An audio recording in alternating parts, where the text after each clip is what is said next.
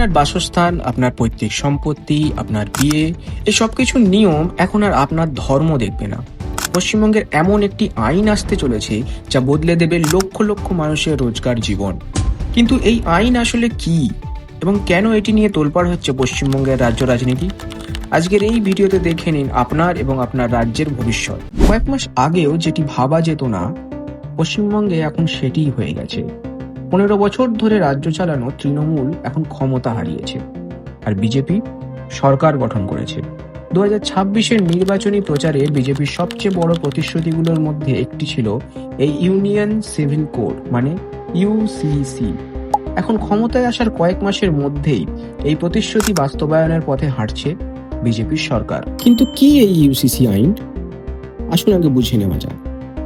ভারতে এখন বিয়ে, তালাক, উত্তরাধিকারী এই সব বিষয়ে আলাদা আলাদা ধর্মের আলাদা আলাদা আইন রয়েছে।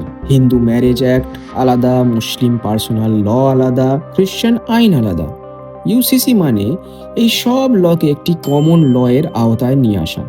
আপনার ধর্ম যাই হোক না কেন, নিয়ম সবার জন্য এক হবে।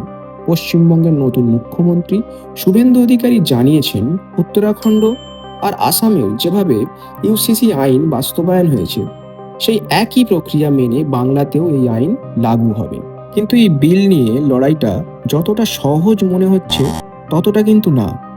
এটি শুধুমাত্র সরকার বনাম বিরোধী দলের লড়াই না, এখানে একটি অদ্রিভূত তিনমুখী প্রতিযোগিতা তৈরি হয়েছে। কারণ তৃণমূল কংগ্রেস নিজেই এখন দুই ভাগে ভাগ হয়ে গেছে। এক, মমতা বন্দ্যোপাধ্যায় তৃণমূল, এবং দ্বিতীয়, ঋতব্রত ব্যানার্জির নেতৃত্বে বিদ্রোহী গোষ্ঠী। দুই পক্ষই এখন প্রমাণ করার চেষ্টা করছে কে ইউসিসির বিরুদ্ধে বেশি জোরালো গলায় কথা বলছে এবং প্রতিবাদ করছে।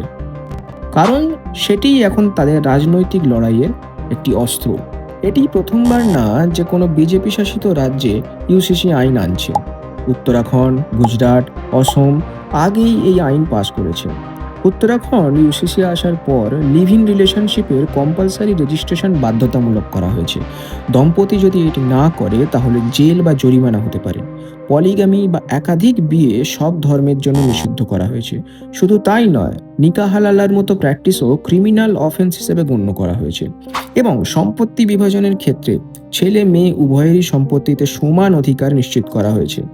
আগে মুসলমান পার্সোনাল লয়ে একজন উইল করে মাত্র 1/3 সম্পত্তি দিতে পারতেন, এখন পুরো সম্পত্তি উইল করে দিয়ে যেতে পারবেন। এই সমস্ত উদাহরণগুলি দেখলে বুঝতে পারবেন যে পশ্চিমবঙ্গে ভবিষ্যতে কি কি পরিবর্তন হতে চলেছে। কিন্তু বড় প্রশ্ন হলো এই যে এই আইন যদি পাশ হয় তাহলে সাধারণ মানুষের জীবনে কি প্রভাব পড়বে।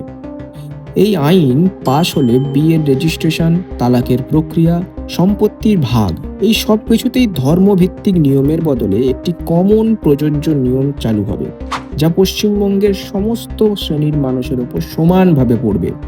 এটি কারোর জন্য স্বস্তির খবর, আবার কারোর জন্য খুবই উদ্বেগের। কিন্তু এই বিল এখনো পর্যন্ত পশ্চিমবঙ্গে চূড়ান্ত হয়নি। তোমার কি মনে হয়, বাংলার ভবিষ্যতের সঠিক সিদ্ধান্তের জন্য ইউসিসি বিল প্রয়োজনীয়, নাকি এটিও কোনো রাজনৈতিক খেলা? তোমার মতামত কমেন্টে জানাও। সাবস্ক্রাইব করো বাংলার সহজভাবে রাজনীতি বুঝতে, কারণ জীবন মানেই রাজনীতি।